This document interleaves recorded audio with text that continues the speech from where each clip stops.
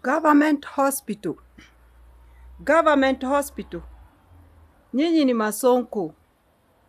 Serikali nyinyi ni masonko. Najua munalinga sana na kufurahi nikiwaita hivyo. Oneni venye taweli za private hospital zinaimbia Mungu kwa msanii wenyu.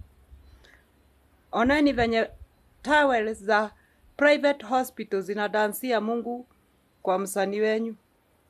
Mbona nyinyi hamwezi weka towels kama hizi katika mahospitali zenyu kama government hospital, government, serikali ya Kenya?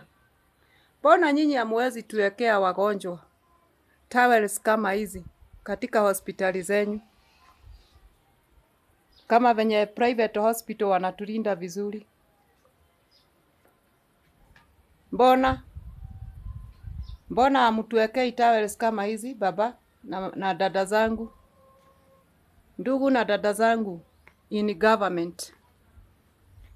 Ninatetea wagonjwa nikiwa mmoja wao. Natetea wagonjwa nikiwa mmoja wao katika government hospital. Nyinyi ni masonko, mko na pesa mingi. Mimi ni msanii wa Kenya, nimeamua kutetea wagonjwa in government hospital. Hizi towels ni za private hospital, si za government hospital. Mimi sipendi kuongea uongo, naongea ukweli na ninadhibitisha na naonyeshana. Mbona government hospital tuwezi pata towels kama hizi? Na besheni, kijiko, sahani tunajinunulia. Ukiadmitiwa government hospital ni ujipange. Karai, yani besheni, kijiko, sahani na towel na sabuni. Lakini private hospital, hata kama wanakata kwa bills, wanatulinda vizuri. Si mnaona? Sinitaishi kuwaona. Sinitaishi kuona private hospitals.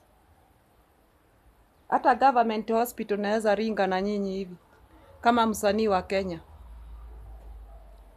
Second, mulete dawa za kutuponya vizuri tuweze kupata nguvu ya kuwaimbia na kuwahudumia na kuwasifu kama serikali yetu ya Kenya. Tuache kupewa Piriton na Panadol hospitali za government. Ati ile dawa inaweza kuponya na inaweza clear ugonjwa kwa mwili, lazima uende chemist ukanunue. Okay?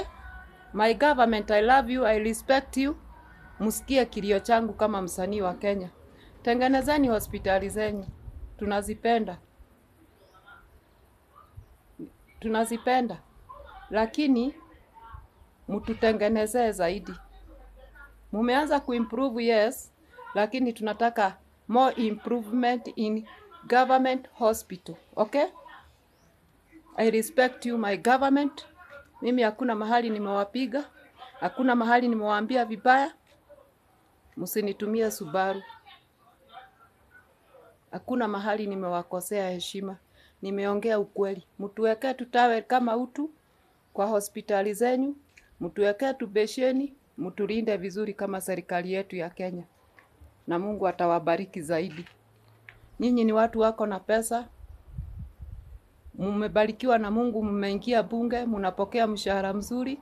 Lindeni wananchi vizuri katika hospitali zenyu za government. Okay?